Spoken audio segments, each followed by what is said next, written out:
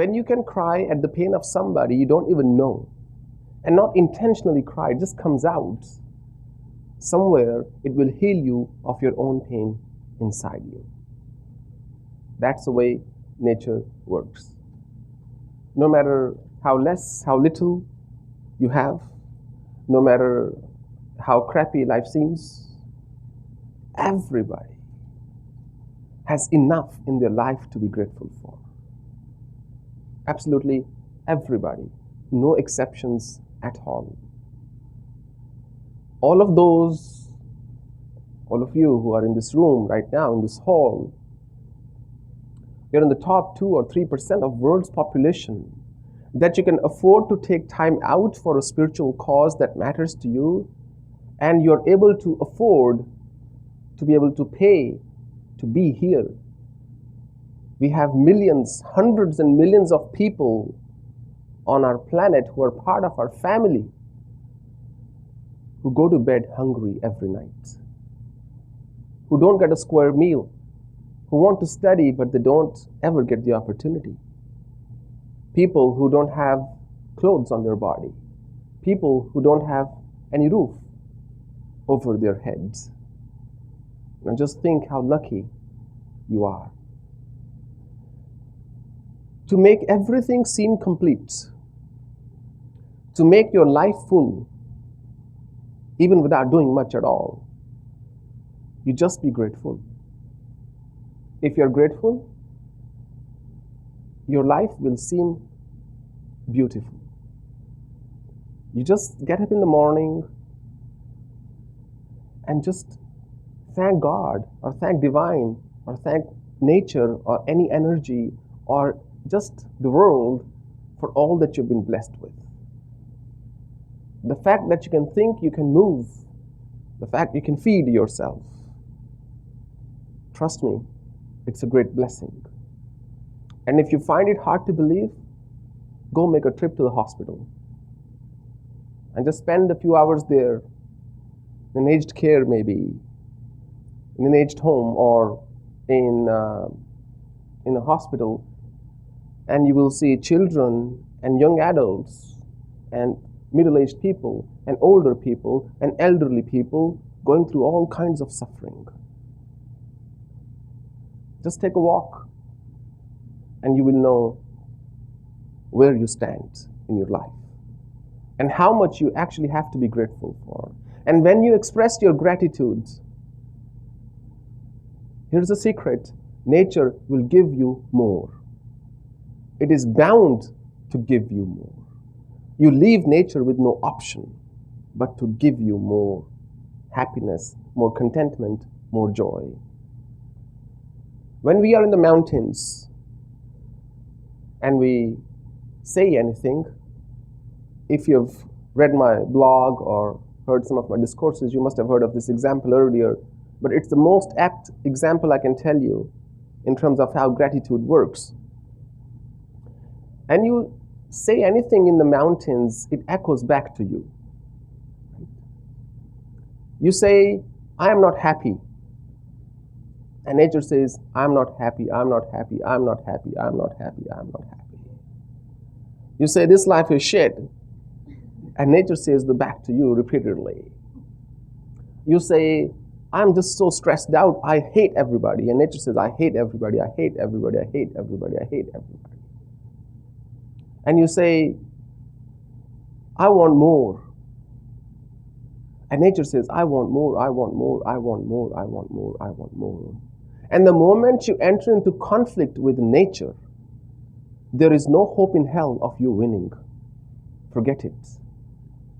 If you try to resist nature, the scale is just too immense. No matter what your ego makes you think you are, but you cannot fight with nature. It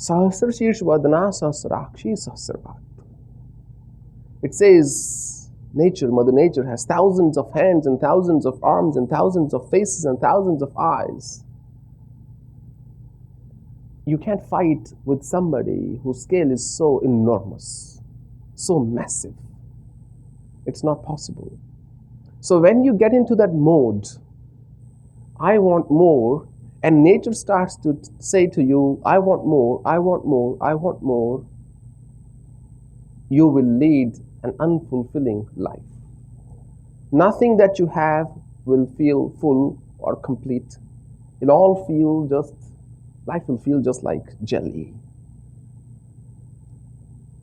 When you say, I'm happy, and nature says, I'm happy, I'm happy, I'm happy, I'm happy, I'm happy. You say, I don't want anything, and nature says, I don't want anything. And that's your point of triumph, of victory, of celebration. Because now you're in harmony with nature. Nature has agreed. It doesn't want to put you through what you don't want to be through, because you're free of what you want or don't want. You're just flowing like the river, and you will make your own way, because now you are flexible. You're not rigid. You're not fanatic. You're not angry. You're not mad. You say, the day you get into compassion and you say, take my everything, no prizes for guessing, nature will say, take my everything, take my everything, take my everything, and take my everything. And that day, your hands will be full. You will get so much, more than you can ask for, more than you can contain, more than you can even imagine. And all of this is only possible if you have gratitude inside you, if you're grateful. Even those who have given you grief, sometimes they must have done something right for you. If you're with somebody and you're not happy with that person, it can't be that all moments were bad. There must be some good moments as well. Maybe you can think about those moments. Maybe when they did do something for you. Maybe they did take care of you. And just in general, be grateful. Because nature does not hear complaints. It couldn't care less. As we were talking yesterday, it's like one cell in your body complaining. It doesn't even hear. But when you rise, and when you raise yourself on a higher platform of compassion, of gratitude, of selflessness, and then you say something, then you're at a stage, higher stage, the voice reaches out farther and further. So you have to elevate yourself. And that elevation is not going to come by simply praying to your guru or praying to your God or bowing before your guru. It's going to come by treating other human beings with love, with care, with respect. Even if you don't have anything to spare. Nobody needs your money, Maybe some do, but most people don't. It's not about your money or what you can do for them. It's how you treat them. It's how you make them feel. And to make somebody feel good doesn't mean you have to always give them gifts and you always have to give them things or do what they want you to do. Sometimes it's just a matter of choosing the right words. To even tell somebody that, you know what, this was a really nice meal. How many times, if you're a husband or a wife cooking at home, how many times you express that thank you, it was a lovely meal? The only time you speak is, look, there was no salt in this thing today. You couldn't get it right. You've been making pasta for 20 years, Swamiji, you can't make it right now. It's so easy to point out when you don't get it, when the other person doesn't get it right. It just comes out so naturally. This is not good, that's not good. And it becomes a habit then. Then everything in life you become critical about. And then it becomes hard. So learn to appreciate, because appreciation is just a form of gratitude. Just because you are living with somebody or you're married to somebody doesn't mean they're responsible for all your feelings. You haven't hired a slave, You've married somebody. They also need their personal space. They also have their own desires, goals, ambitions. So when they do something for you, it is never out of obligation. Understand this much. When they do something out of you, the chances are doing it because they care about you. And if you don't reciprocate that care, then your relationship will start to wither away. No matter how beautiful a flower, if you don't put it in a vase and give it some water or put it in a pot, it's going to wither away. And that's what happens to love. That's what happens to relationship.